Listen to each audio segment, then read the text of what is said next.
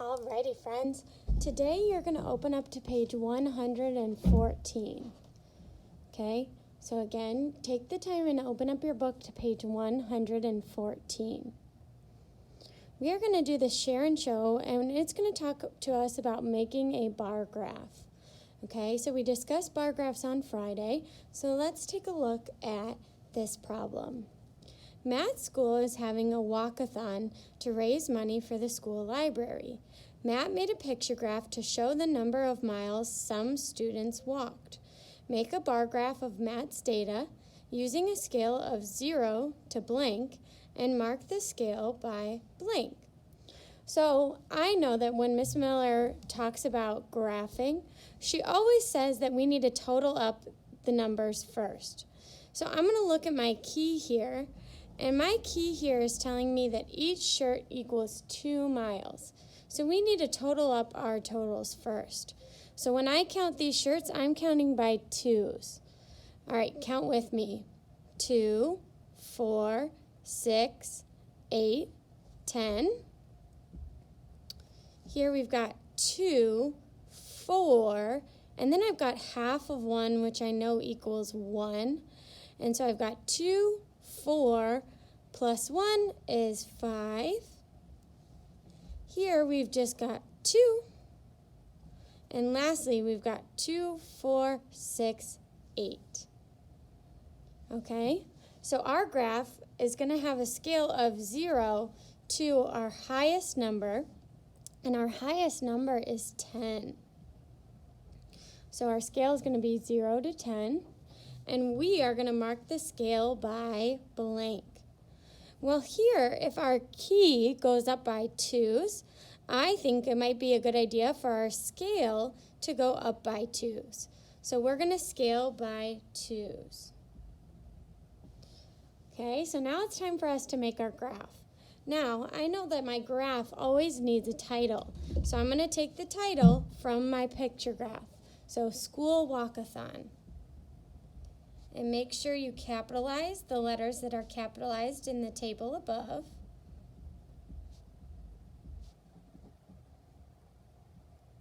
School Walkathon. Now, I need labels for this side and for this side. It looks like the bottom here has 4 lines, and we have 4 different students. So, I'm going to label the bottom according to those students. So I've got Sam and Matt and Ben and Erica. Now we need a label for this category. So I think Sam, Matt, Ben, and Erica represent the students who walked the walkathon. So I'm going to write students.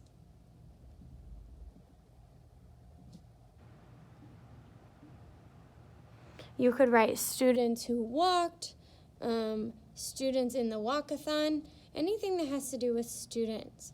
Now up here I see a spot for a scale. So we know our scales always start at 0. Okay, and we said that we're going to count up by 2s. So we're going to start at 0, then we're going to jump to 0, 2, 4, 6, 8, 10. Now, in the problem up here, we said that we were only going to go to 10. However, there's one more line. So do you think we should fill that line? I do too. So I'm going to put a 12 on that line. Sometimes bar graphs like to go higher than the biggest number, just so that this bar that represents the 10 doesn't go all the way to the top. Now we need a label for this side. Now this is our scale, and our scale represents how many miles they walked. So I'm going to turn my paper this way, and on this line I'm going to write miles walked. Because that's what all these numbers represent. All right, so now it's time for you to graph. I want you to pause this video, And take the time to graph the bars on your own, and then you can come back and take a look at mine, and we'll go from there.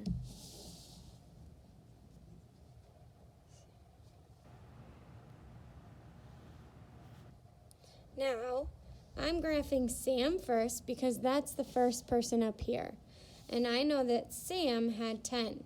So I'm going to draw my bar all the way up till the number 10, and I'm going to lightly shade it in. Now Matt, we said, went 5 miles. And there's no 5 on our scale. What two numbers is 5 in between? Good job, it's in between 4 and 6. So if this is the 4 line, we're going to stop halfway between 4 and 6. So now we've got Matt's bar. Ben's bar is only 2, so we're just going to go up 1 line.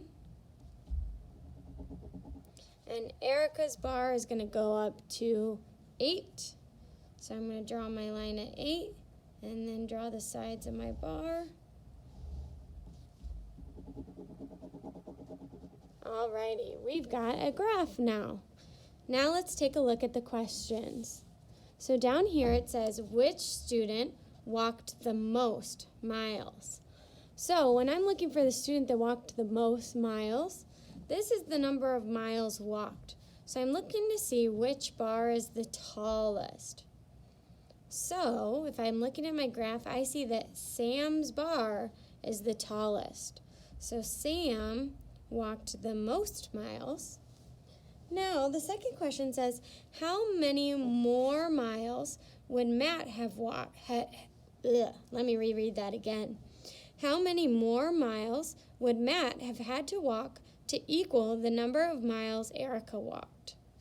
So what it's asking us to do is subtract, because it says how many more, which I'm going to box those, miles would Matt have had to walk to equal the number of miles Erica walked. So I know that I got to start with the bigger one, and I'm comparing Matt and Erica. So I'm going to start with Erica's 8, and I'm going to subtract Matt's miles. So we know that Matt walked a total of 5 miles. So my equation is going to be 8 minus 5. Now, if you don't know how to do 8 minus 5, draw a picture. 1, 2, 3, 4, 5, 6, 7, 8, and you can go ahead and cross out 5. Great job. So our answer is 3, and not just 3, it's going to be 3 more miles. So we need to be specific about 3 more what? Now number 3 says, how many miles did the students walk? So if this represents the students, and this represents how many miles they walked, I need to find the total. When it asks me how many miles did they walk, it just means how many miles did they walk all together. So I'm going to take their bars and add them together. So I'm going to start with Sam and Matt. So Sam walked 10 miles plus Matt walked 5. So I know that 10 plus 5 more is going to give me 15. Now let's put together Ben and Erica's. Okay, so Ben walked 2 miles and Erica walked 8. So together I know that 2 plus 8 make 10. Now it asks me how many miles did they walk all together? So I need to put these two numbers together. So over here I'm going to add 15 plus 10. When I add my ones, 5 plus 0 equals 5. And then I go over to the tens, and 1 plus 1 equals 2.